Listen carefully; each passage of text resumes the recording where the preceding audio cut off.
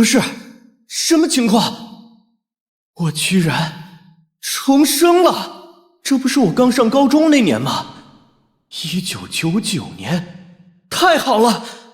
这时候一切都还没发生，我还不是那个身价上亿的大佬，一切都还来得及挽救。这一世我不会输的，首先要得到父母的支持。穿越者？对，我来自10几年后的未来。不但如此，这孩子是不是学习压力太大了？真的，爸妈，我真的没病。唉，看来父母是指望不上了。离开医院的那一刻，我明白了，不会有人相信我的，一切只能靠自己。这节课以灯火为引写一篇文章，宗旨是要有真情实感。听完，在我头脑中第一个闪现的是傍晚家的灯火。好，那我就以灯火为引，写一个女孩赶路回家的故事。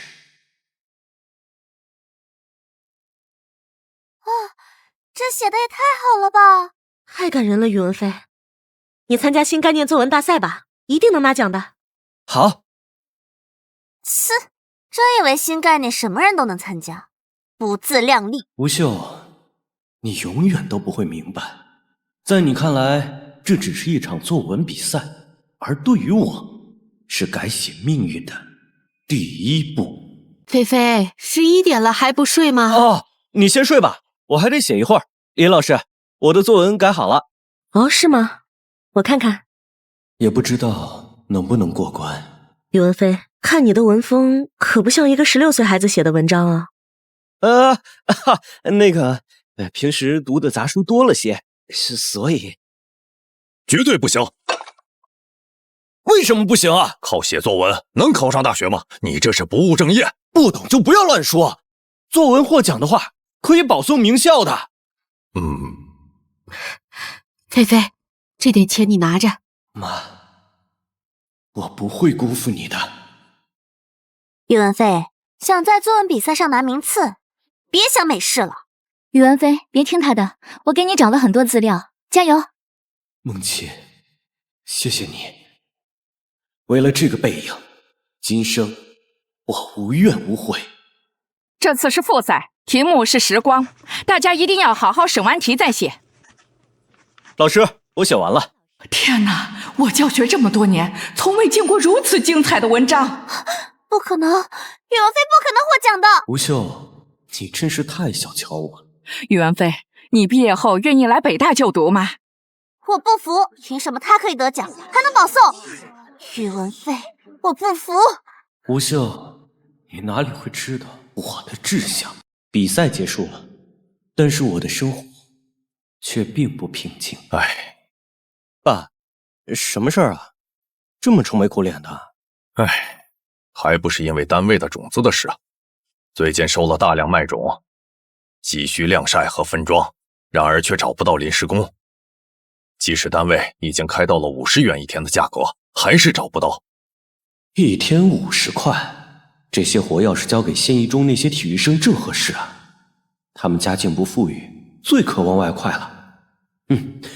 现在就行动，找表弟问问去。飞哥，怎么突然想起来我们学校啊？哦，有好事找你。银行葫芦，从你们学校找30个人来干活，每人每天我可以给40，剩下10块，我拿8块，你拿2块，怎么样？飞哥好啊，太好了！哎呀，真是多亏了你们呀，不然我真是头发都要愁白了。太爽了，每天都是500块啊！王金宝想的就是眼前这点收入，而我则看到了事物的另一面。信息差和人脉才是最原始的资本，这看似不起眼的中介费，实际上是我经商思维的一次演绎，也是我未来创业的第一桶金。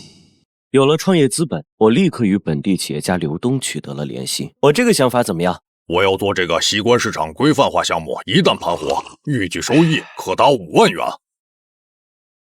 合作愉快。合作愉快。等一下，不准撤工！我们辛辛苦苦摆地摊，你们凭什么断了我们的财路啊？听说是个姓宇的让进市场的，把他交出来，我打断他的腿。听说宇文飞还是个学生。是啊，一个大学生。文飞啊，我看算了吧。不可能！一旦退让，所有努力将付之东流。硬碰硬绝对不行。先让表弟去探听下消息。张三家住在哪儿啊？就住在西关39号。飞哥，带头人就住在前面。哼，稀客呀！等市场一建成，好摊位随你挑，前3月免租。那可太好了。收买摊主是第一步，宣传也要跟上。我找人发了篇新闻稿，很快引起全城热议。就这样，一边给摊贩们甜头，一边用舆论压力压得地头势力不敢冒头。小兄弟啊，还是你有办法。看着井然有序的市场，我深知我战胜的不是地头势力，而是用利益和规则击败了混乱与短视。这一实战教训远比任何商业理论都要深刻。实战不仅要能解决问题，更要有深刻的洞察。菜市场给我提供了稳定收入作为创业资本。这段时间我专心学习，和周梦琪的感情也慢慢升温。时光飞转，眼看高考就快到了。哇，宇文飞也太牛了吧！新概念1等奖的保送通知书哎！宇文飞保送名校，接着当天才作家，真好啊！就是，这种轻易到手的胜利我不稀罕。清华经管，这才是我一直想去的地方。我需要那里的知识和人脉，去武装我未来的商业版图。干杯！干了！毕业快乐，前程似锦。未来，接着比呀。好啊。文飞，我……梦琪，怎么了？哎呀，都考上同城重点大学了，还皱着眉头。走，我对你有话说。我宇文飞想要趁着年轻建立起自己的商业帝国，成功了便会来找你，如果失败了，就当我是你的一个梦，好好幸福下去。母校啊，让我最后再看你一眼吧，我梦想开始的地方。现在我将带着第一桶金，将我心里的版图全面铺开，属于我的时代即将开启。刚进校园不能太高调，要多关注校园里层出不穷的创业大赛。这个团队既有明确的目标和计划，还能一步步扎实推进，看来是个有潜力的团队。钱要花在刀刃上，1、2万的资金投入就可以找到一个潜力团队。你这么投资是不是太轻率了？怎么全投给那些愣头青？据我看，潜力股才是最有创造力的。我相信自己的眼光。经过学生会评估试用，这个软件在功能和体验上都很出色。我们一致决定采购它作为学校的管理系统。我的眼光果然没错。恭喜，您的收益已到账。哇，他就是宇文飞！听说他很会投资啊。哎，你拍他干嘛？他谁啊？他可是宇文飞，很有名的。想找宇文飞的创业者，请在这里排队。这是我们团队的计划书，请您过目。在这片充满活力的大学土壤中，我已播下了希望的种子，并悄然构建起了属于我的人才雷达网。以后投什么，怎么投，全在我的掌握之中。我如愿参与了青年峰会的盛会，未曾想竟与故人重逢。那是我高中时期的同窗邓晓。宇文飞，真的是你啊！没想到咱俩在这儿遇上了。邓晓，我们得有好几年没见了吧？可不是，你上学时就总办厂里出牌，现在做投资也独树一帜，让人佩服。这位未来可是在麦肯锡混得风生水起的顶尖人才，虽然现在有点青涩，可浑身那股冲劲儿和才华是真亮眼。你就别在别处屈才了，来我这儿帮我吧。咱们一起做出一番实实在在的大事业，怎么样？我信得过你，尽管按你的想法来就行。就等你这句话了。何时开工？随时奉陪。邓晓的加入让我手握一张关键王牌。接下来要把各领域的精英都挖过来，搭建起高效人才架构。没问题。同时，我在学校网罗到一个技术超神的大牛，以及一位横扫千军的最强王者。现在，我的商业帝国的人才基石已经就位，接下来便让世界见证传奇登场。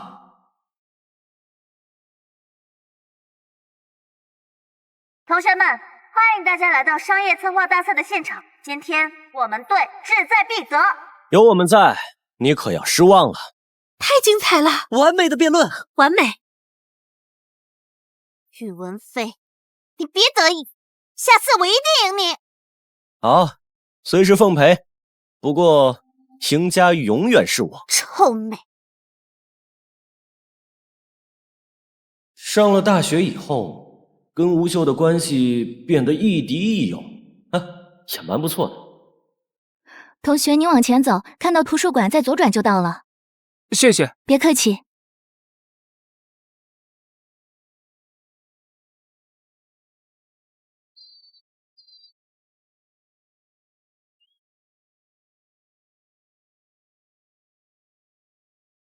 梦琪，宇文飞，这里没有别人，怎么不叫我小菲菲了？我现在感觉离你好远，你那么优秀，身边肯定很多追求者。梦琪，你想太多了。记住，你不需要跟任何人比较。你的细腻和坚韧是独一无二的武器。把自己变强大，并不是为了配得上谁，而是为了你想要守护的一切，包括未来的我。小菲菲，你真好。大赛结束，我开始一心一意带团队。未来，互联网和移动端一定是大趋势，但是我们不会涉足，因为那以后将会是一片竞争激烈的红海，是巨头们的战场。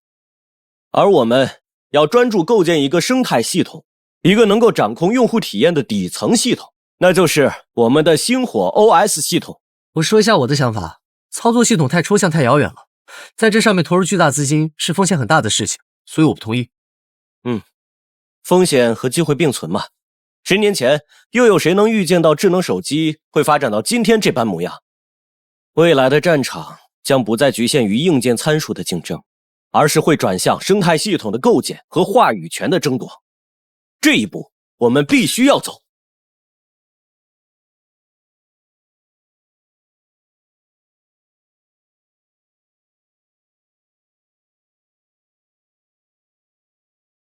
宇文飞，你们的执行能力很强嘛，但是要注意，这个项目是个吞金兽啊，并且几乎每一个环节都是要攻克的难题。开弓没有回头箭，只能勇往直前。何况我还有一个秘密武器。感谢各位投资人来听我介绍我们的王牌计划——星火 OS。这个计划从我上高中就有了雏形，大学期间我组建了团队，进一步完善。我们的计划立足于脚下，着眼于未来。有一个问题，如何抗衡安卓和 iOS 系统？盈利模式是什么？如何落地呢？用户增长曲线呢？各位，听我慢慢介绍。关于抗衡安卓和 iOS 的问题，我们考量如下。其实，这个计划在我穿越前就已经跑过一遍，所以讲解起来顺畅无比。再加上这一世修正了几个明显的 bug， 整个方案显得更加完美。年轻人，你的方案非常完美，我们决定与你合作。融资是一条不归路，但我相信星火的价值，在未来一定会大放光芒。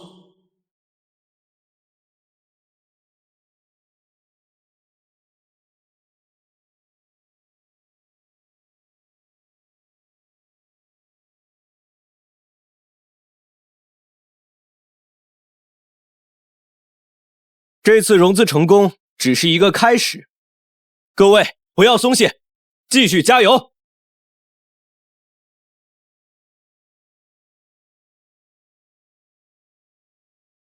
4个月后，星火 OS 诞生。万岁！终于成功了，太棒了！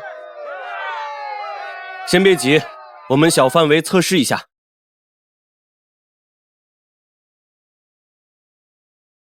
天哪，刚上线就2000万用户注册！哼，不自量力！马上仿制他们的系统，快速占领这个市场。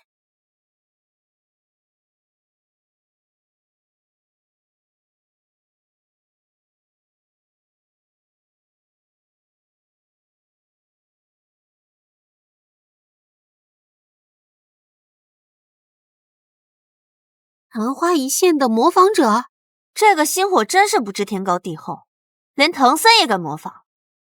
我们居然成了模仿者，太无耻了！这个星火太不自量力了。就是啊。各位，不要气馁，我们目前要做的就是差异化。藤森庞大臃肿，而我们机动灵活，这是我们的优势。我们要在细分的领域上打造极致的用户体验，绕过那些大厂不屑做的事情，弯道超车。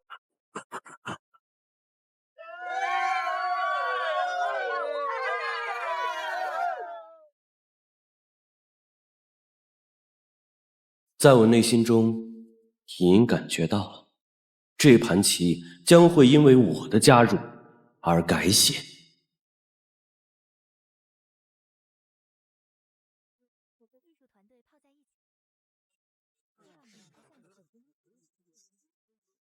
您好，这里是客户回访，客户意见汇总完毕，把所有的评论数据汇总过来，包括飞总的。好的，我这就去。所有人都在下场搜集数据，包括我。这盘棋，我必须赢！快看，我们的数据！天哪，太惊人了，一直在上涨。我们终于可以扬眉吐气了。这就是我们小企业的力量。哇，这个星火真的好用。是啊，体验超好。我要把它推荐给我的所有伙伴。比唐三的人性化多了。强烈推荐下载哦。这只是我计划的第一步，未来更大的挑战还没到来呢。给我一点时间吧，让我们快速成长起来。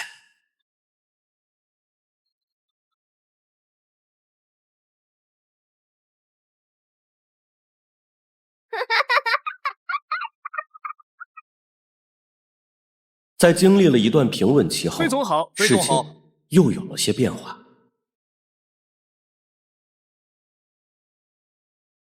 一场风暴正在悄然酝酿，吴秀突然约我见面。宇文飞，你不该被局限在这个小舞台上，来上海吧。我家的资源和人脉会让你快速成长，至少少走10年的弯路。怎么样？要不要考虑一下？喂？什么？晕倒了？我马上到。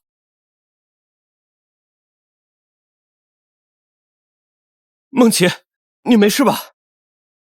没事，就是加班累的，让你担心了。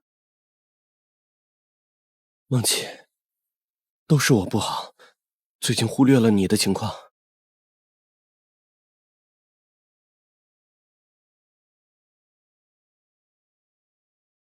以后就算再忙，也要照顾好身体，按时吃饭，不要熬夜，听见没？知道了，菲菲，但工作还是要完成的。梦琪，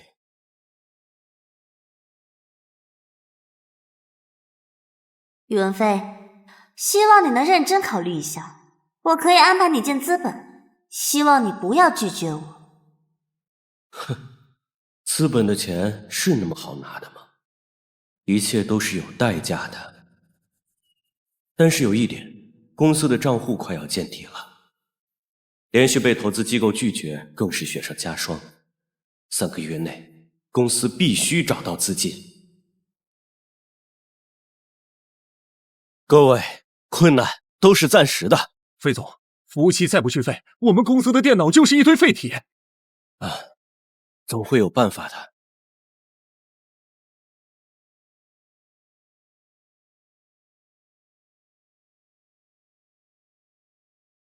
不行，不能让计划卡在这里。各位，我宣布一件事情：从明天开始，非核心项目暂停，管理层停薪，优先保障技术团队。非常抱歉，非常时期，希望大家理解。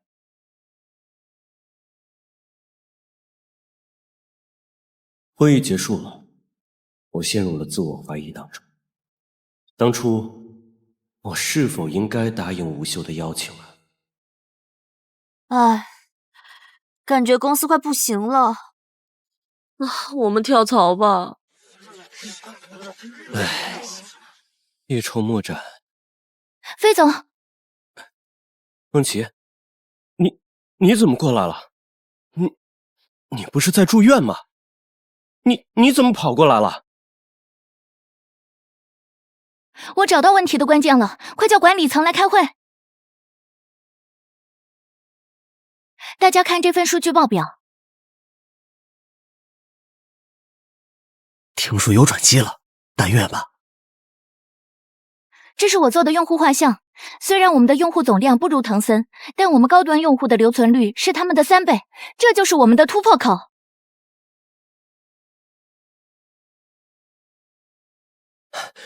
谢谢你，梦琪，你救了公司和我。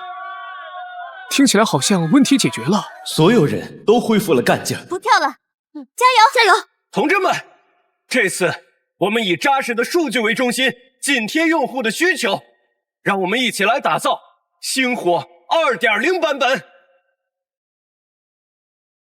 请看，这些都是真实的数据。这就是我们这几个月围绕核心用户做出的全面数据报告。我们可以投。合作愉快。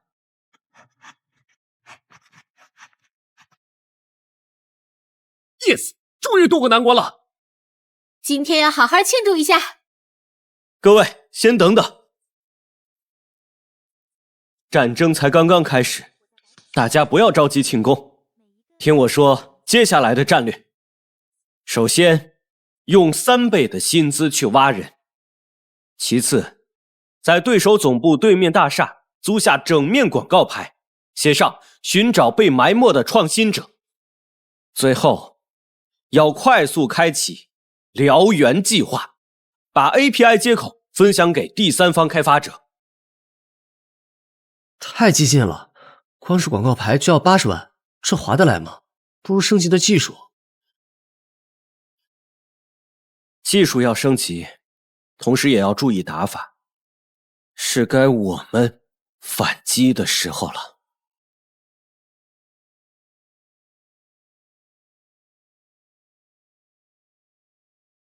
对手公司已经乱了。很好，工资可以涨到4倍，只要是顶尖人才，价格都可谈。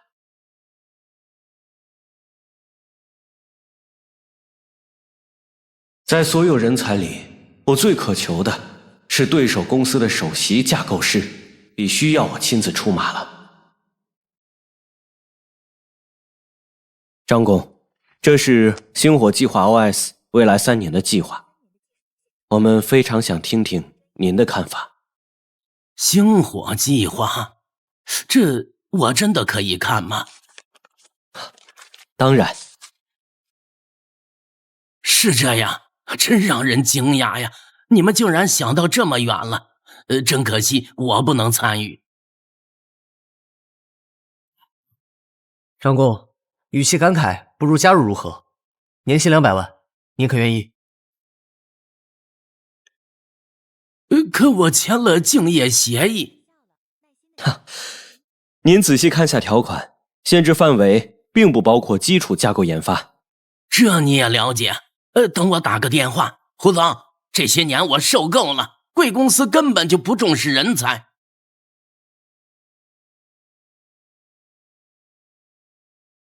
谈好了，明天到岗。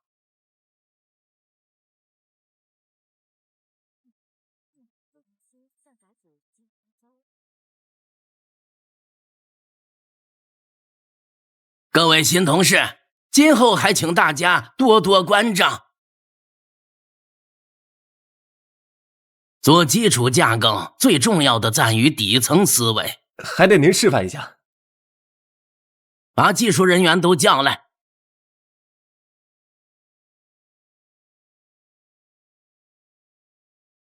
我们的工作效率还是低，这样与我们的对手根本没法抗衡。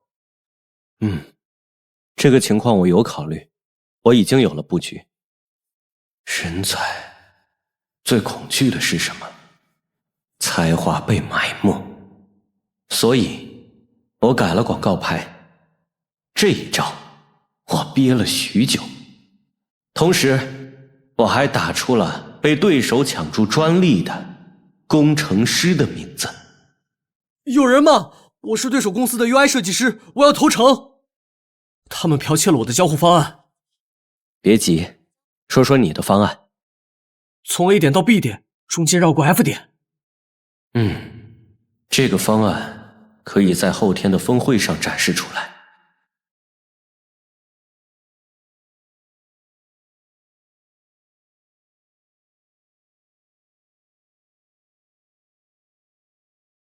我们受够了被抄袭的日子。他们根本不重视人才。创意在他们眼里什么都不是。战役终于打响了。我们首战告捷，但接下来才是真正的挑战。所以我决定开放我们的 API 接口。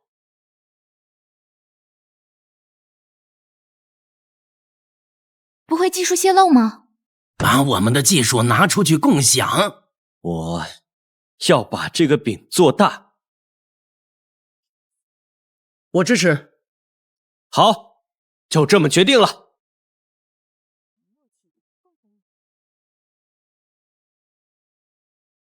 开源？先做一插件试试。果然可以。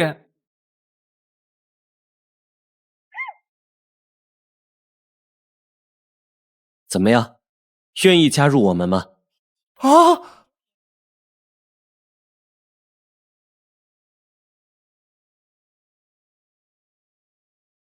此消息一出，行业震动。飞总，火灵鸟公司宣布兼容咱们的星火了，他们带走了腾森30%的日活用户。论坛上关于星火生态的讨论热度直线上升，太棒了！飞总这招真是绝呀，直接动摇对手根基。这远远不够，下周该让市场部亮剑了。飞总，这是上次那个团队的报表，目前看还不错。哎，等等，这篇文章，这说的不是滕森吗？作者是吴秀，怎么回事？对滕森抄袭的事了如指掌，数据如此详实，到底什么情况？吴秀，大手笔啊！别忘了，我可是复旦新闻系的，这种报道是小菜一碟。那我就多谢了。各部门，我们再冲一波，把对手抢注的专利整理成专题，立刻上线。这样会不会太激进了？看讨论已经破100万了，这说明什么？行业苦抄袭久矣。快看啊，腾森的股价！我一路坐滑梯。吴秀的报道开始发酵了。内部消息，腾森要告我们侵权。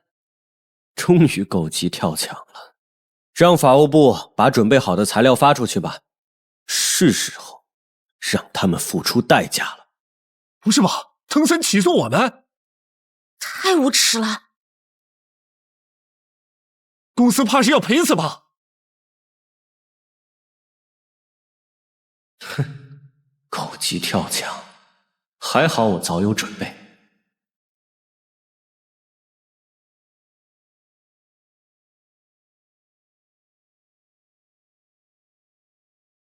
大家不要慌，只要这个本子在，这次我们稳赢。星火科技律师，请出示证据。请看，这是我们技术总监3年前的研发记录。胡说！这创意明明是我们的。如果不服，请拿出有力的证据。休庭20分钟。哼，真巧啊！年轻人别太狂，咱们细水长流，做事不要太绝。是你们绝了创新者的路，也绝了行业发展的路。我们毫无悬念地赢了。与此同时，7家公司宣布停止与藤森的合作。他们的霸王条款，我早就受够了。我们不一样，我们始终把合作方的利益放在第一位。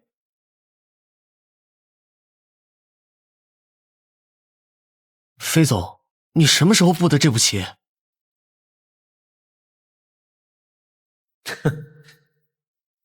当然是上辈子。藤森的败诉引起业界再次震动，周三一开盘，藤森的股价暴跌。快看行业新闻，藤森股价暴跌吗？看到了。哎，不是这个，藤森最大客户宣布全面转向星火 OS 了，理由是你们更尊重知识产权。看来长久以来的辛苦总算没有白费。飞总，快看，星火 OS 的市场份额已经飙升至 31%。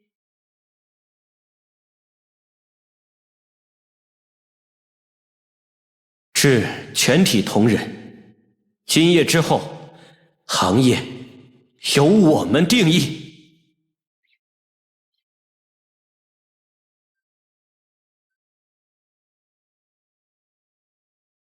飞总，我们赢了！3年了，终于等到这一天呢。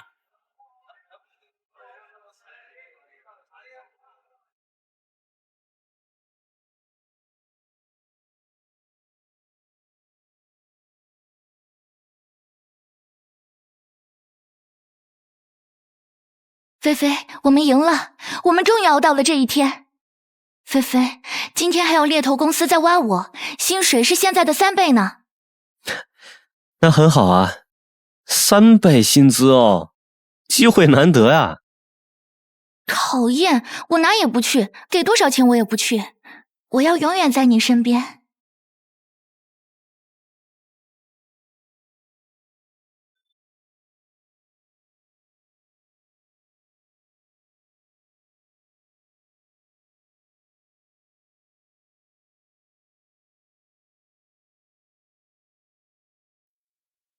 邓晓，这么晚了，什么事啊？什么？海外服务器突然全线宕机，北美用户正在疯狂流失？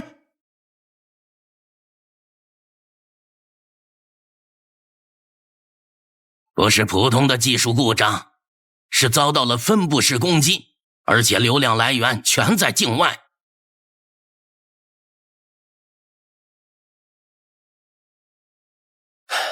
终于来了，跟曾经遭遇过的情形一模一样。当时因为经验不足惨败，这次不会再次重蹈覆辙了。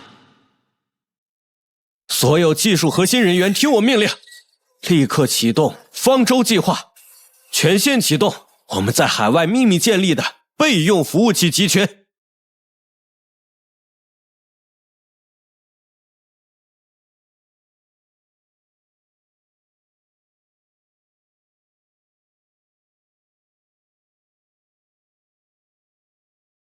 总算躲过一劫。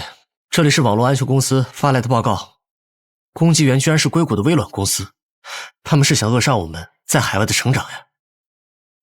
哼，那就让他们看看什么叫东方韧性。谁啊？是我。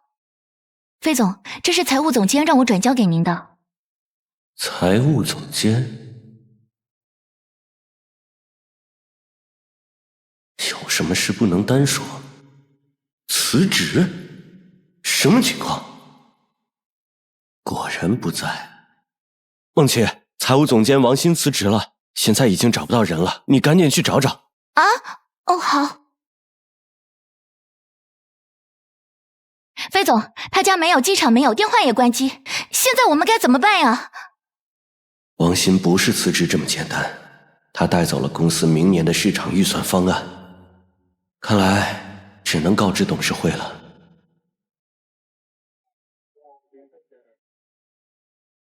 这不是辞职，这是背叛，必须立即起诉，维护公司权益。大家先别急，我相信财务总监不会做出这种事的。好吧，就再给他1天时间，我们相信你的眼光。以我对王鑫的了解，他绝不是那样的人。究竟出了什么事呢？啊，想起来了，有个地方还没找。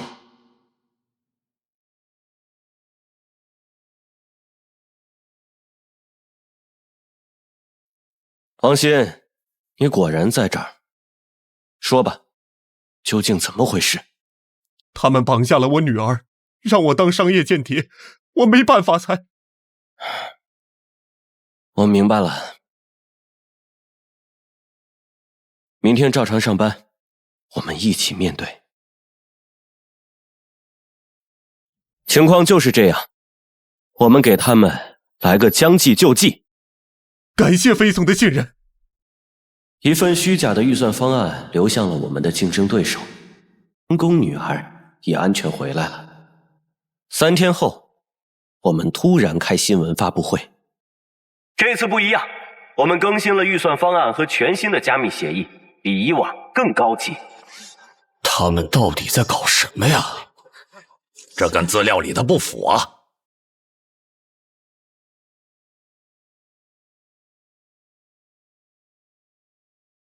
你好，我们观察贵公司很久了，贵公司的技术和应变能力是我们非常看重的。请问你是？我们是德国的企业，不知道宇文飞先生有没有兴趣合作？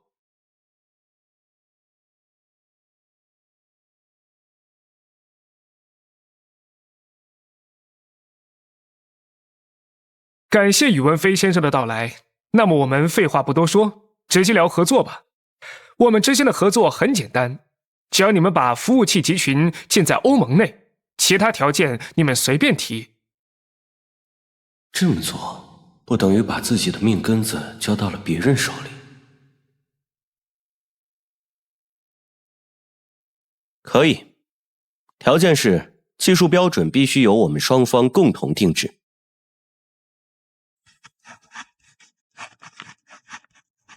宇文先生，知道我们为什么最终选择了你们吗？因为你们不是任何巨头的附庸，你们是一家有独立精神的企业。哼，原来如此，看来我们是因祸得福啊！合作愉快。那群欧洲佬可真是会打如意算盘，不过算下来我们也不亏。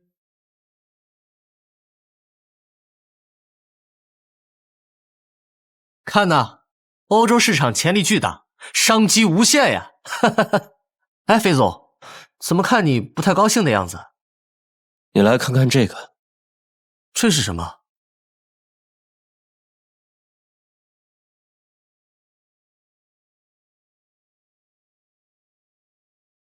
我计划在3年里把我们的核心算法逐步开源。什么？你疯了？这会让我们失去技术壁垒。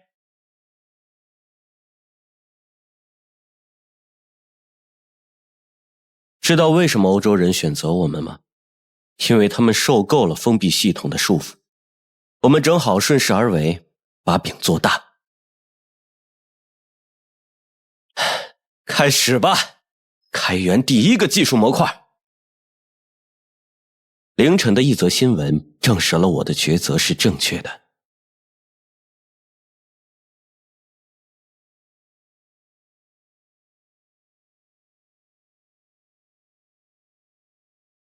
飞总，飞总，好消息，有北欧初创公司用我们的开源代码开发出了残疾人辅助工具。太好了，直接证明我们的代码靠谱。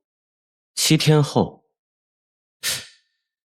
来自硅谷的邮件，要并购我们。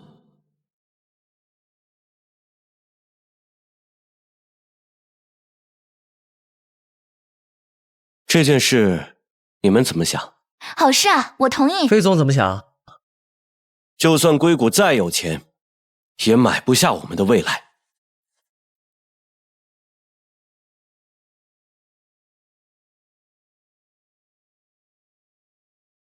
明天，我就让他们看看我们的决心。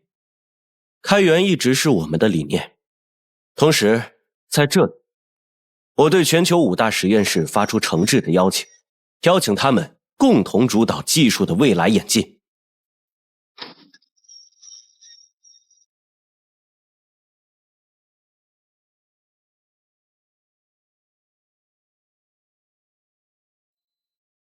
宇文飞，你看到了吗？这是老外在印你们的代码讲解分布式系统呢，那可真了不起！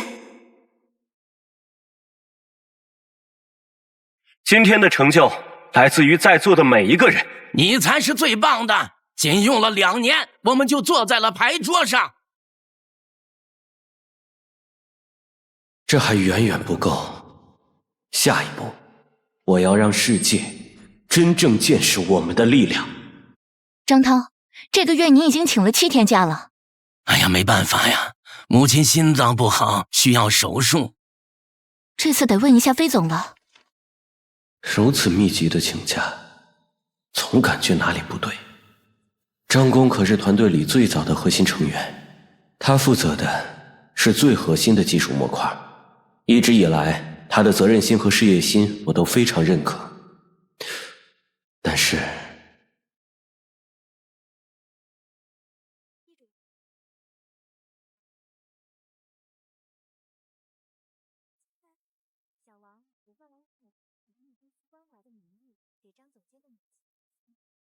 以公司的名义去医院慰问张工的家属，你是这么安排的？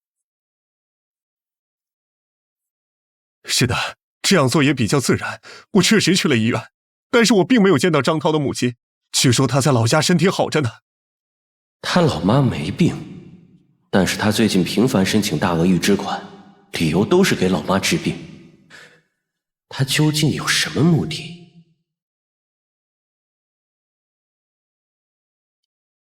张涛确实频繁出入医院，而且都是特需病房，也确实在探望病人。不过那个病人是迅科科技董事长的父亲。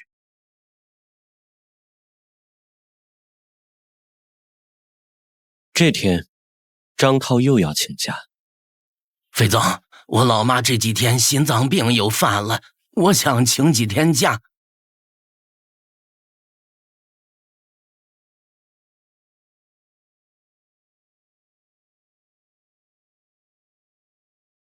总裁，请您看这张图纸。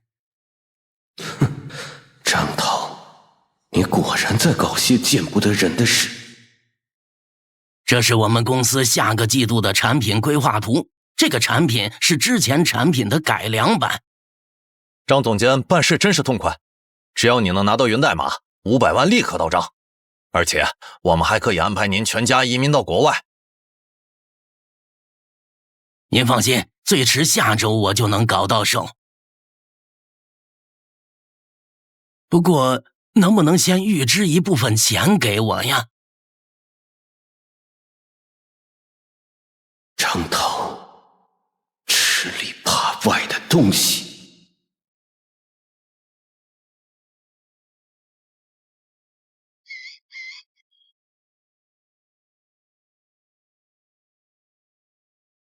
封存所有张涛经手的项目，彻查此事。老大，3个项目的源代码被篡改，这会给公司留下巨大隐患。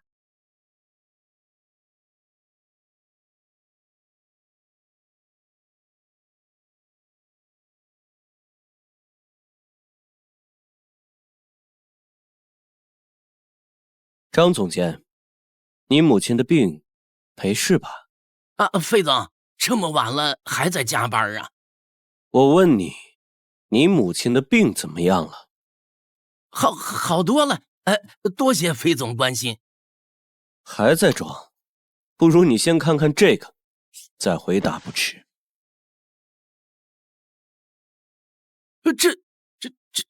这是我在医院。我听说你母亲在老家身体健康得很，你能解释一下吗？这究竟是怎么回事？费总，我也是不得已。我在境外赌博，欠了好多钱，他们合伙坑我，输光了财产呢。竞争对手知道了消息，抓住了我的把柄，说只要我跟他们合作，就可以替我还钱。费总，你不觉得现在太晚了吗？都是我不对，我出卖了公司，再给我一次机会吧，我愿意免费打工，补偿公司的损失，只求你不要报警。你回去等结果吧。张涛的情况就是这样，大家说怎么办？邓晓，你说一下。还用说吗？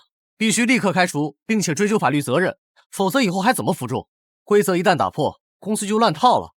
可是他毕竟是创业元老，为公司付出了很多，现在一时糊涂，这不是背叛公司的借口。成年人就该为自己的行为负责。费总，这是张涛这几年的加班记录。从公司创建以来，张涛加班时长始终是全公司第一。可是，这一份资料更惊人，他泄露的技术资料估值超过3000万。张涛，进来。财务总监，说一下情况。直接损失800万，间接损失难以估量。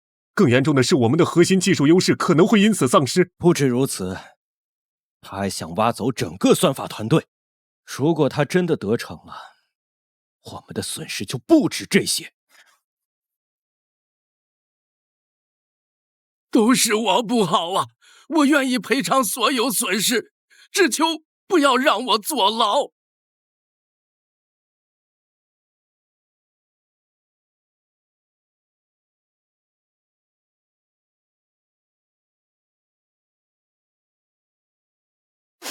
爸爸，爸爸！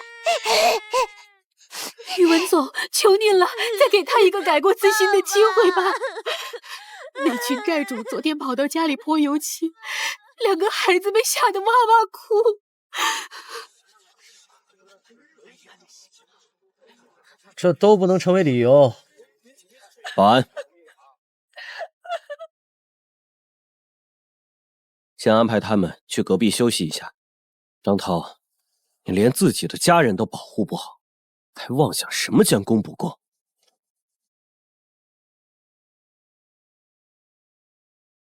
是信科董事长啊，有事吗？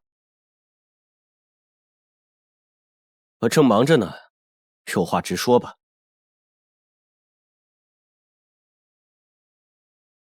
张涛已经把你们的代码都泄露给我们了，你们现在已经不值什么钱了。他撒谎啊！我给的代码都是做过手脚的，根本就不能用。啊！哼，我早就预料到他们要过河拆桥，所以在交付的代码里精心埋下了陷阱。只要他们敢用，系统3天内就会彻底崩溃。但这一切都需要验证。技术团队对代码紧急检测。技术团队开始了紧张的测试，整个工作区只能听见键盘的噼里啪啦声，所有人的心都悬着。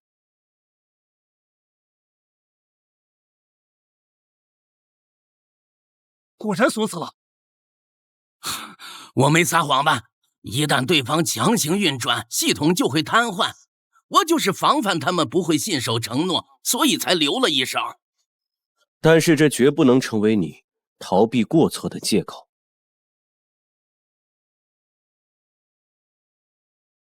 所以，飞总，你的想法是免除张涛的一切职务，5年内禁止他从事同类行业。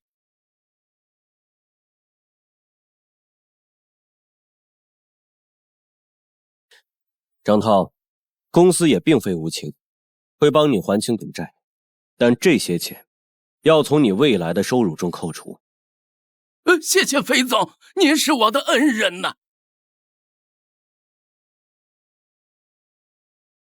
通过这次危机，我们也要吸取教训。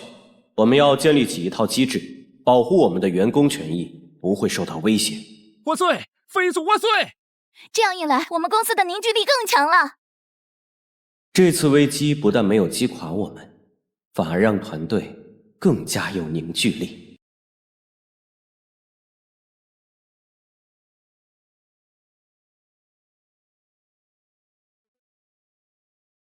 我们的数据遭到了泄露，我们要求立即终止合同。什么？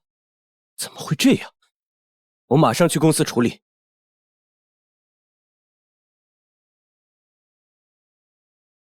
我这边顶不住了，我这边也都是乱码。我这里死机了。飞总，这是刚整理出来的报告，泄露的数据都是欧洲客户的核心机密。技术部还没查出来吗？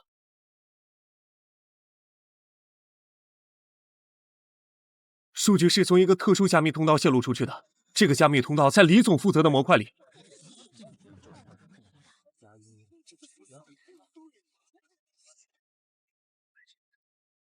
李飞，飞总，我以人格担保，这件事绝对与我无关。是吗？审查结果已经出来了。他在半年前就预留了这个后门，而且还精心伪装成系统漏洞。李飞，你为什么要这么做？你可是公司元老啊！这一次的对手藏在暗处，所以我们要引蛇出洞。这次召开紧急会议是想通知大家，我已经掌握了关键证据，明天就会把这些证据交给警方。希望泄密的人能够主动坦白，还可以挽回。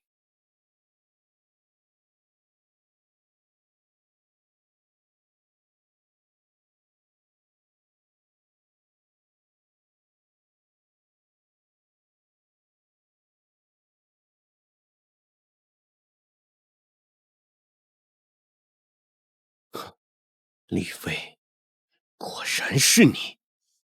宇文总，你还有什么话说？你不是用你的人格担保吗？你的人格呢？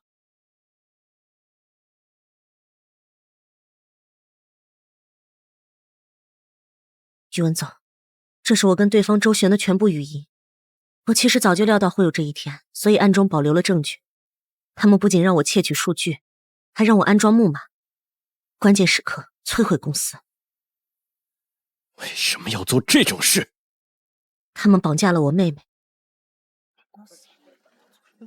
李薇的行为不可原谅，但我对她的遭遇表示同情。商场如战场，每一次交锋都是生死搏杀。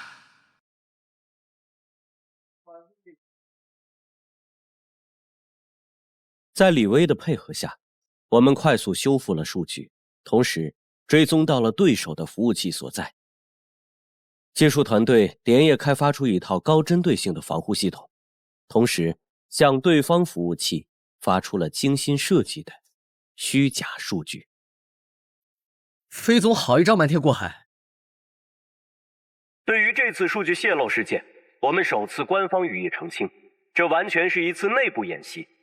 我们升级了防护系统，比以往更加安全，所以大家可以放心下单，绝对有保障。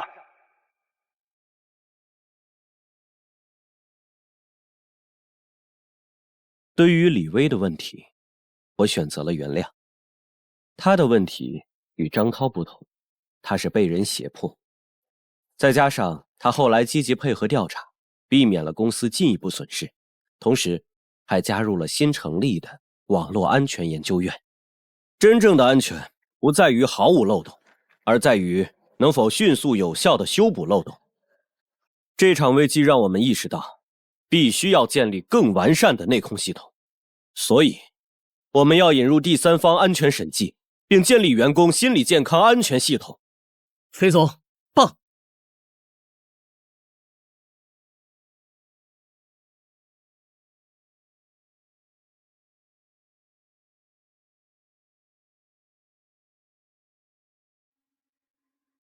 赵腾森，这不是我老对手吗？宇文老朋友，这次可以合作一次吗？美国硅谷智慧城项目。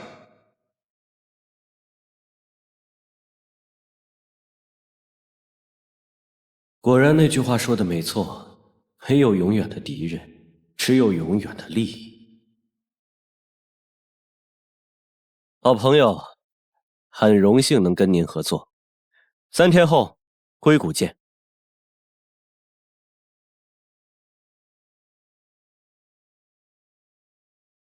这么早找我干嘛？与赵腾森合作？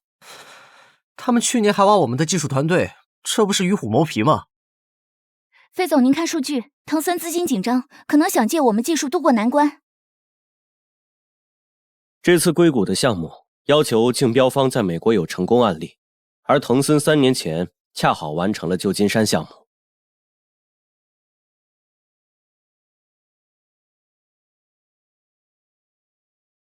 明天下午3点老地方见，给你看点东西。赵总不用搞得这么神秘吧？好吧，老地方见。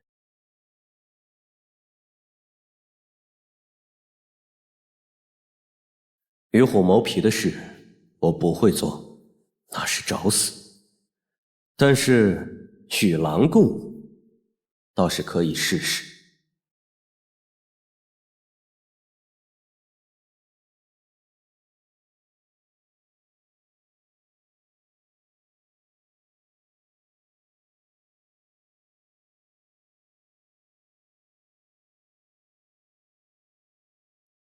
老朋友，你还记得这里？就是在这里我们初次相遇，而如今我已经是个老人了。岁月不饶人啊！我记得那时候我才大学刚毕业。说说吧，究竟怎么打算的？不用多说，先看看这个。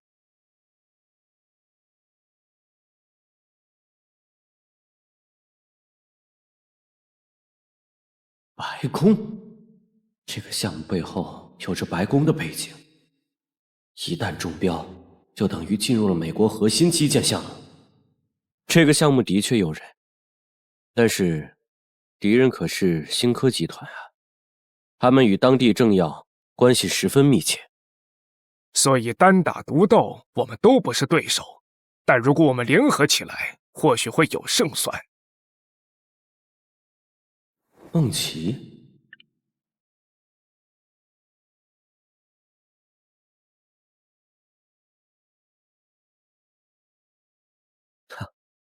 看来只有合作这一条路了，但是有个条件，我要见你们的技术团队，还要看你们的核心代码库。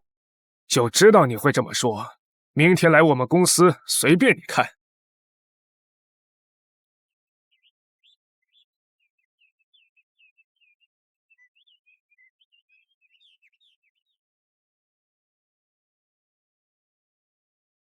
宇文总，恭候多时了，请吧。为了表示我们的诚意，向宇文团队开放我们所有的权限。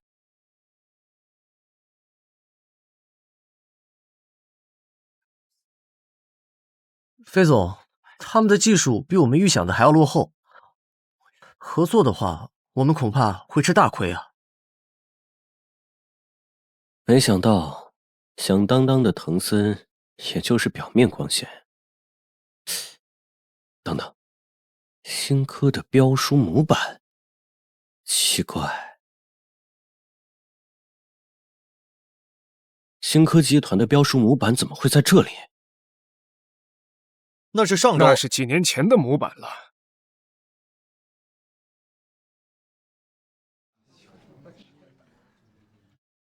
今天的这份新科标书模板，大家怎么看？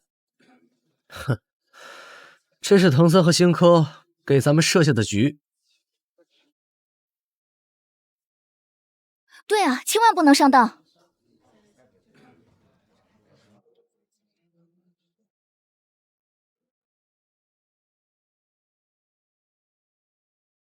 藤森如果想坑我，没必要这么大费周章。难道这件事跟他和新科的 CEO 的关系有关？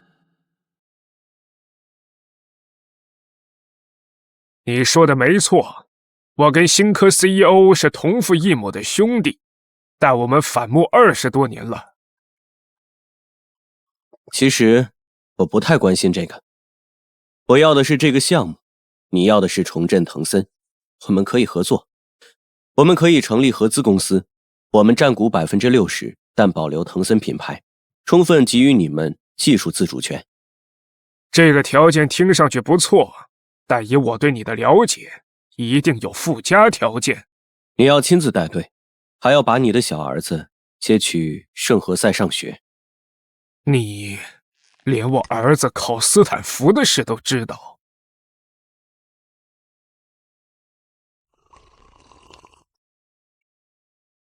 20年前我离开新科时发过誓，再也不给人当副手，但今天我破例。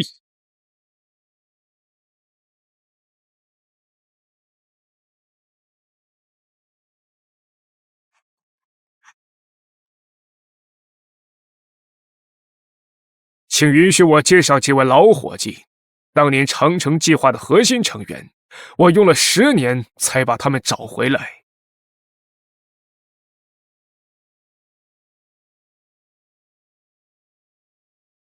知道我为什么选择你们吗？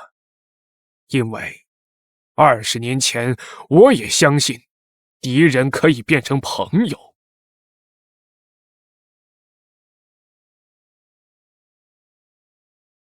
此会议，我想宣布一个决定：我们的星火研究院未来5年的预算是100亿。啊！100亿！天哪！飞总疯了吗？我们刚实现季度盈利，这笔投入会让未来3年都实现亏损一潭。100亿，这简直是疯狂之至！去年研发投入才30亿，如今竟要翻3倍，这些钱能够收购多少优质资产啊！把窗帘拉上。好。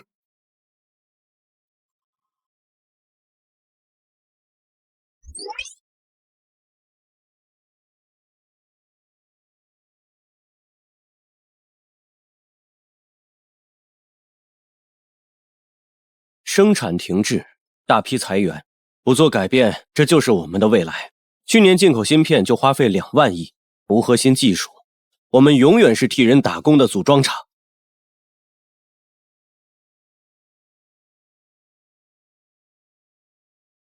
飞总，这是我调查的数据，目前全球芯片市场被3大巨头垄断，此时入局并非最佳。但是，要是等到危机降临再行动，就真的无力回天了。你会拖垮公司的。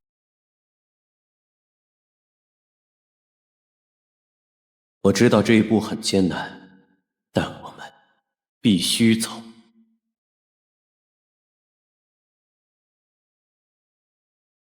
来，先停下，我来看一下。这里还有一点点偏差，我们再试一次。年轻人，你知道培养一个成熟的芯片团队要多少年吗？10年。这期间要经历至少3次技术迭代，你有这个耐心吗？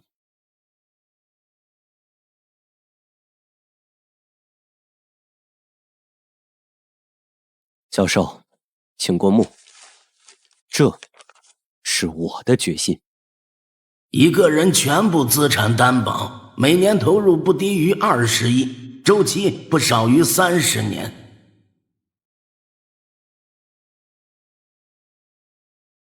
宇文总，在你之前，我可从来没带人来过这里。天哪，这位是失踪多年的半导体鬼才张维年，这位是量子力学的元老级科学家贾学真。原来这些高级人才都在这里。回国后，我就收到了3家国际芯片巨头的律师函，指控我们系统性恶意挖角。更棘手的是，在签约仪式前2小时，华裔专家李明宇突然失联。当晚，我收到加密邮件，专家被囚禁，我被威胁了。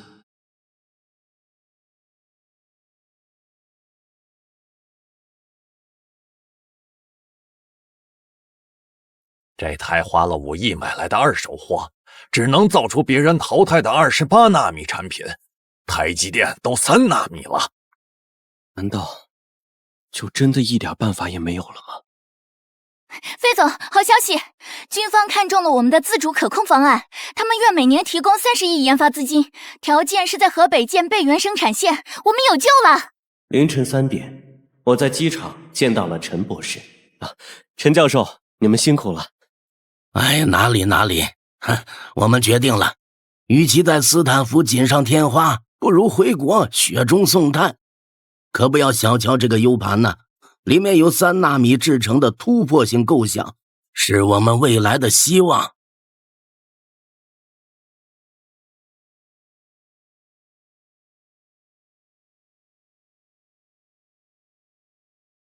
烛龙计划，名字取自《山海经》，烛龙睁眼为昼，闭眼为夜，象征着以自身光芒照亮幽暗，为后来者指引方向。我宣布，烛龙计划正式开启。就是这块芯片，这是我父亲1962年设计的首个国产芯片标识。这么多年，我们终于回来了。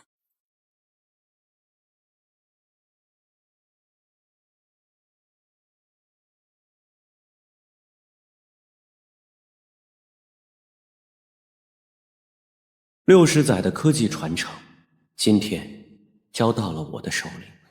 我发誓，将这份责任进行到底。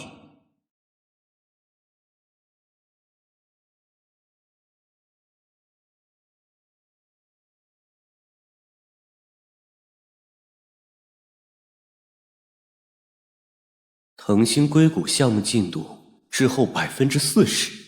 核心工程师流失大半，看来滕森这个家伙在搞小动作。以为我宇文飞还是当年的毛头小子吗？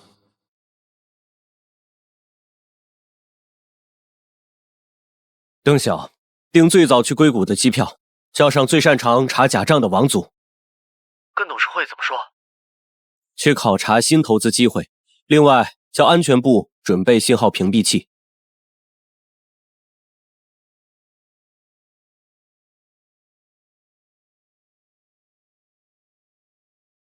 滕森提交的数据完美的离谱，进度总是98%或99%，预算支出精确，代码提交记录也整齐的过分。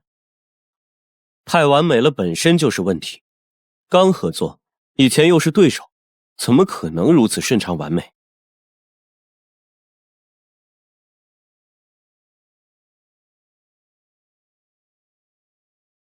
等会儿飞机落地，咱们别磨蹭，直接去实验室。要是门禁卡失效，就用应急密码进去。进去之后，眼睛都给我放亮点。要是看到异常情况，不管是仪器故障，还是消防通道里乱扔烟头，都马上录像留证。你们看，这个实习生签名居然是滕森上周刚开除的财务总监的儿子。大戏要正式开场了。这一次我们使用了硅谷科技的最新技术，团队建设取得突破性进展，这是我们工程师在工作的场景。怎么样，宇文总可以放心了吧？好了，去实验室看看成果。设备校准中，而且今天有辐射泄漏演练。哼，别跟我扯别的，带我去。哼，以为故意输错密码就能阻止我？我有超级权限。补血，快补血！谁来支援我一下？上啊！这就是你说的辐射泄漏演练？这是我暗中找人调查的结果。打麻将，打游戏。解释一下。这只是临时调整空间布局。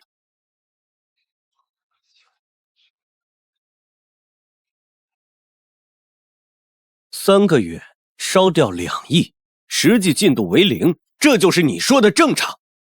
更可笑的是，你们连造假都不专业，压力测试数值直接复制去年的，连测试时间戳都没改。这哪里是照抄啊，这就是截图。赵腾森，亏你是老牌创业人，真让我失望。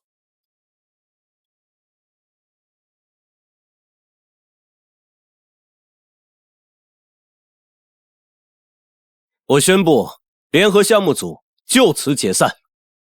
不可以，不能说解散就解散，再个1个月就1个月，我能保证追回所有进度。你还不死心啊？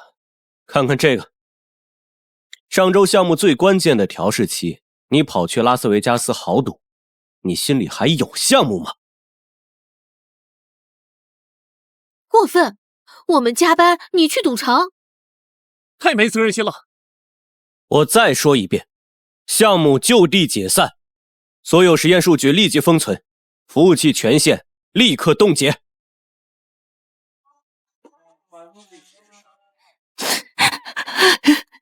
怎么了这是？啊！连你的酒店押金都被挪用了。唉，可惜啊，前期投入的2.8亿足够建3条自动化生产线。沉没成本不是成本，与其无底洞的填沙，不如把资源倾注在能长出庄稼的土地上。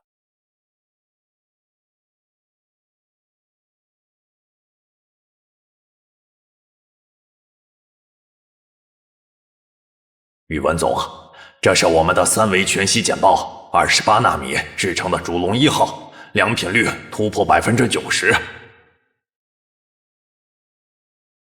这才值得让我们赴汤蹈火。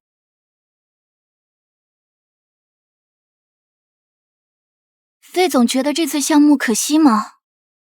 砍掉腐烂的枝条，果树才能结出更甜的果实吗？上市了！万岁！哇塞！终于等到这一天了！太棒了！许多人以为上市是终点，而在我看来，这是另一个起点。这份绝密文件是某大国推动的核心技术保护法案草案，里面针对中国企业的条款比想象中还严苛。当年我就是被这份法案击垮的。紧急情况，全体动员！危机就在眼前，我决定立刻启动烛龙计划10倍速方案。你疯了！消息传出去，股价得暴跌30%。我们刚上市，哪经得起这种折腾？你知道什么？等刀架到脖子上就晚了。难道要等所有光刻机都成废铁才行动吗？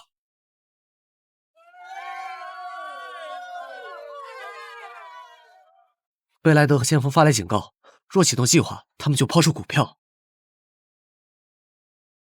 上一世，我就是行动晚了。为了一个芯片，我在硅谷跪了3天。这一世，我绝不允许历史重演。费总，张工、李工、王工同时辞职，猎头开出3倍薪资。启动特别股权激励计划，把我在瑞士银行的债券质押，一定要留下火种。什么？你疯了吧？把80%的上市募资投入芯片研发，这是自杀行为！宇文飞，你怎么闹都行，但我绝不会陪你疯。你这是要把千亿市值一把火烧掉吗？先别急，我给大家展示几个场景。芯片断供，停滞的生产线，工人全部失业。如果不及时抢救，这就是我们公司的未来。飞总说的没错，刚得到的消息，科瑞正在游说美国商务部将我们列入实体清单。启动董事长特别程序，大家投票。哼，你们玩吧。宇文总，您看这个，光刻芯片。1985年，我去日本偷师，他们防范极严，连厕所都不让进。这枚芯片见证了我们当年的屈辱，这次我陪你一起闯。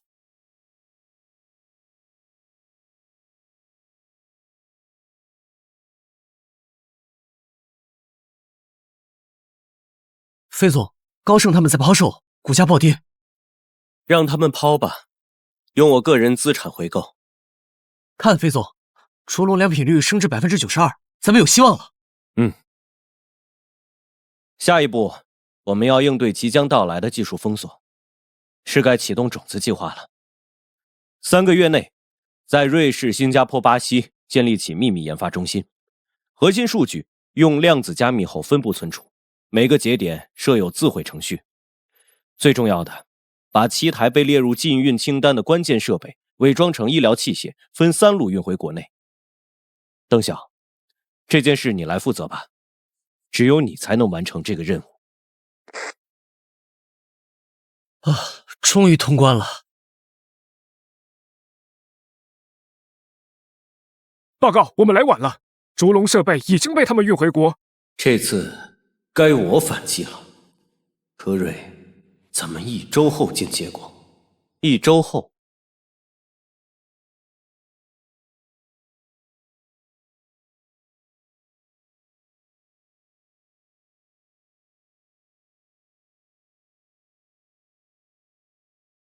我们这次的芯片 2.0 实现了技术突破，请看大屏幕。怎么情况？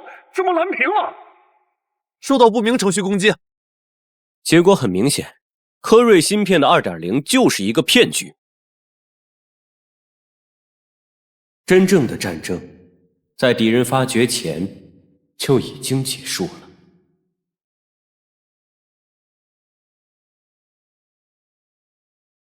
商务部刚刚发布公告，将我们列入实体清单，即刻生效。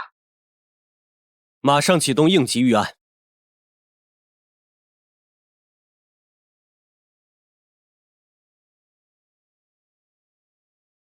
这场风暴比梦中提前了整整1年，不仅高端光刻机被禁，连基础设计软件、晶圆原料都被列入限制。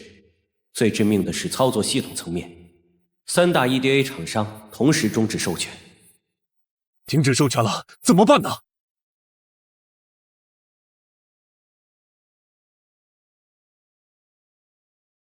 坏消息，应用材料范林、科雷全部发来终止函，连荷兰那家供应超纯水的企业都说要遵守禁令。开启全球紧急会议。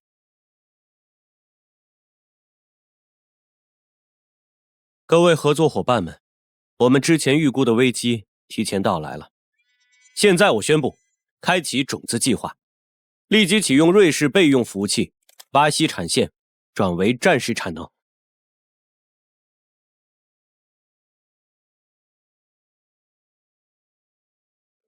那我们现在是否要暂停客户订单？所有业务照常运转。我们要让世界看看什么叫压不垮的中国脊梁。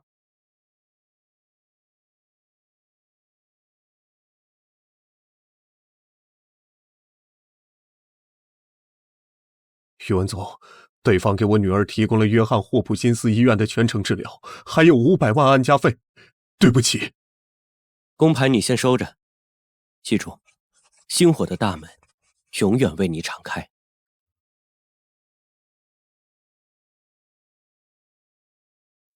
飞总，这已经是本月第7个核心研发了，要不要启动禁业限制？不用，我们的年轻力量还在，他们就是希望。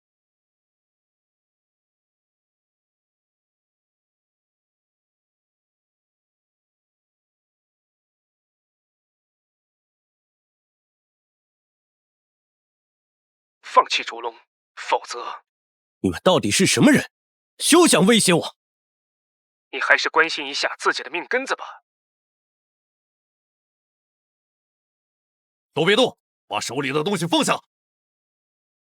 都别过来，我手上是光刻镜头。都别动！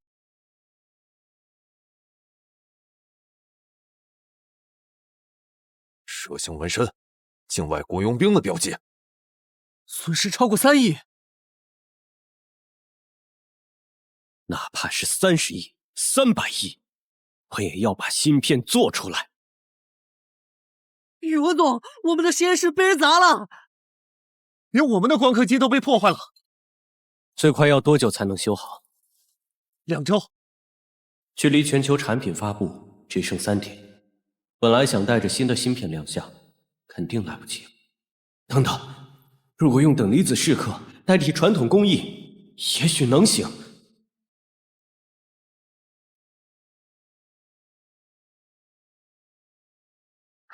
成了！成功了！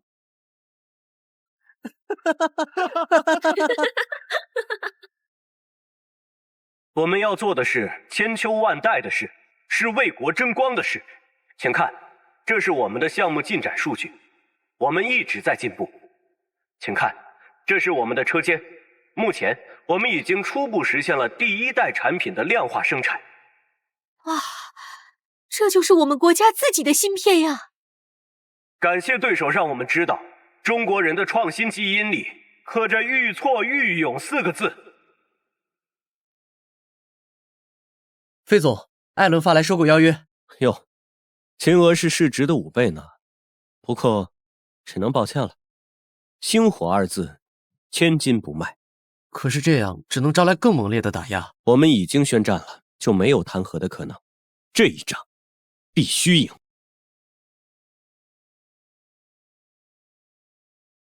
所以，是时候启动了。燎原计划，在全球范围内招募顶尖人才。哎呀，宇文总，你可算是回来了！我们被骗了，对方根本就不是要搞研发，只是想窃取我们的技术，然后就把我们软禁起来。欢迎回家，这是新实验室的密钥卡，收好。与此同时，欧盟的反垄断调查通知如雪片般飞来。周梦琪连夜飞往布鲁塞尔，带着我们3年来精心准备的合规材料，应对审查委员严苛的质疑。对于德国代表质疑的倾销问题，我这里有一组数据。对于法国代表提出的技术安全问题，我们可以现场演示。令人震惊，中国科技企业已经具备如此成熟的全球治理能力。今年的一匹黑马星火科技夺得全球市场份额第3。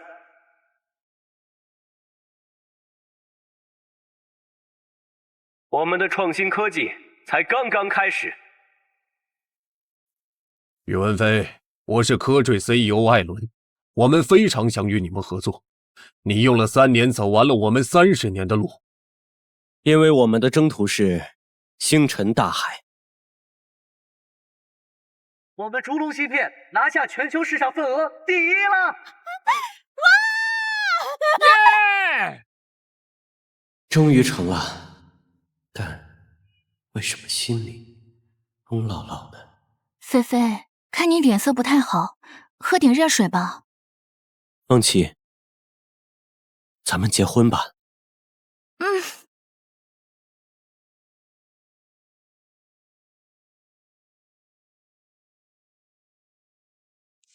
怎么搞的？庆功宴上胃病犯了呀？哎，这是2018年，我和梦琪一起去看电影的票根。不知为什么，这几天心神不宁的，总是梦到童年。你这是结婚恐惧症？说什么呢？我跟梦琪这么多年了，我怕什么啊？阿姨，阿姨！病人目前的情况很危险，需要马上签字做手术。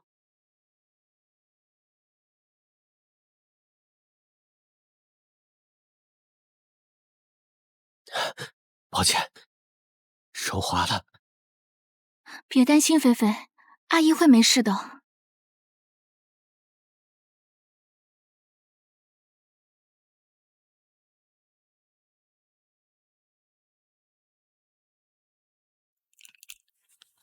婚礼准备的怎么样了？差不多了，婚纱已经订完了。生意那边还好吧？还好，基本上走上正轨了。你妈呀，总把手机搁灶台上，炒菜时都忍不住看一眼，说怕接不到你电话。上周做菜的时候还给你拍了张照片。而我只回了这一句。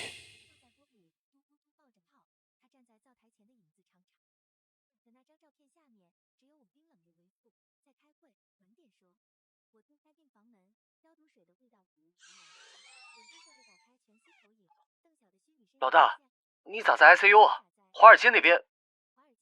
我打算交出管理权。董事会不会同意的，星火不能没有你，那些医院还等着我们供货呢。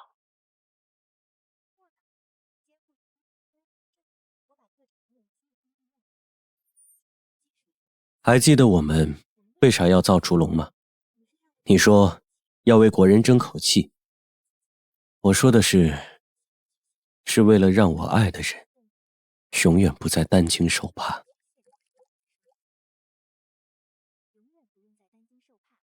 我和梦琪决定在医院办一场特别的婚礼。虽然母亲一直昏迷，但我相信她一定能看到。周梦琪，你愿意嫁给宇文飞吗？无论贫穷富有，永不分离。我愿意。宇文飞，你愿意娶周梦琪吗？无论贫穷与富有，永不分离。爸，这车我给您订的，您上手开一下试试。30年前我接你妈过门，那辆2手夏利在芦苇荡边熄了3次火，后来索性不开了，我们一直坐在河边看着太阳西沉。转眼30年了，时间过得真快。很快梦琪就有了宝宝，我的战场也由芯片变成了育儿。菲菲，他在踢我呢。哎，真的，看来是个喜欢运动的小家伙。妈妈出院那天，我把烛龙之父的奖杯放进了保险箱。小飞啊，停一下，我给你妈买点糖炒栗子。从年轻时就喜欢吃这一口，老了还是一点没变。看到这一幕，我突然被暖到了。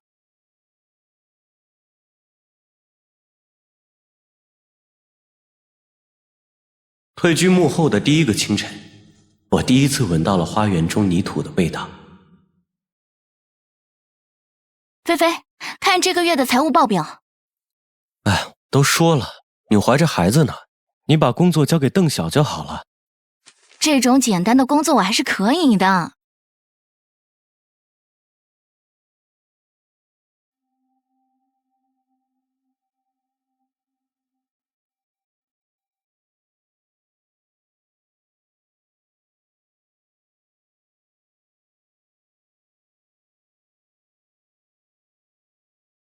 科尔那边联合3家大公司故意压价。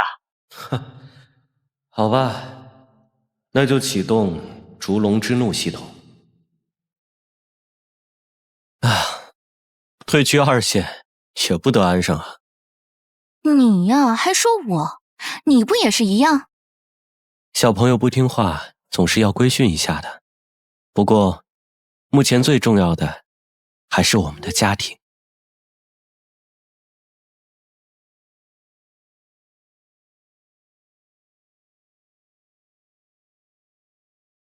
菲菲，推我到紫藤架下待一会儿。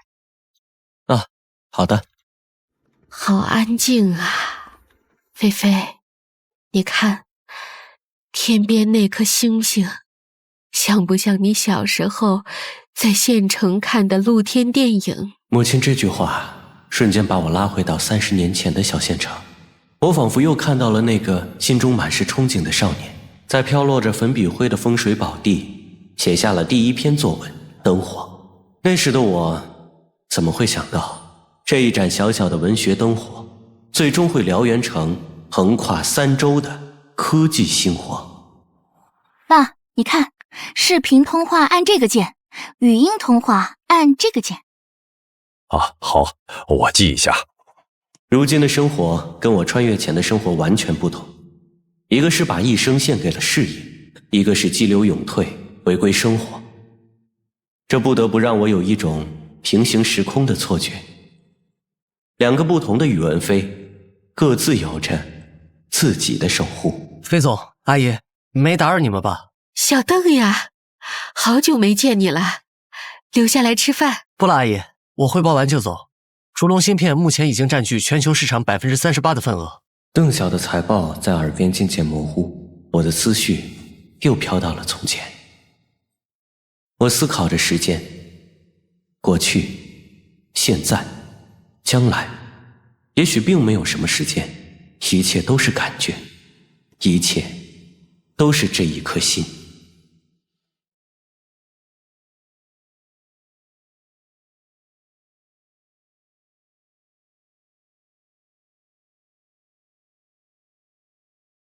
菲菲，你看看这个。我上学的作文简报，30年了，你还留着呢？怎么舍得扔呢？每一步都是你成长的印记，都牵动着妈妈的心。夜幕低垂，我静坐在四合院紫藤花架下，心中涌动着前所未有的感悟。那些年在商业战场上的不懈拼搏，原来都是为了守护心中所爱。当启明星缓缓升起，周梦琪温柔地将胎心监测仪贴近我的耳畔，那生命之初的急促心跳仿佛穿越了时空。我轻轻将功勋章沉入荷花缸底，商业帝国的版图会随时光更迭，而此刻掌心里沉睡的才是永恒的人间。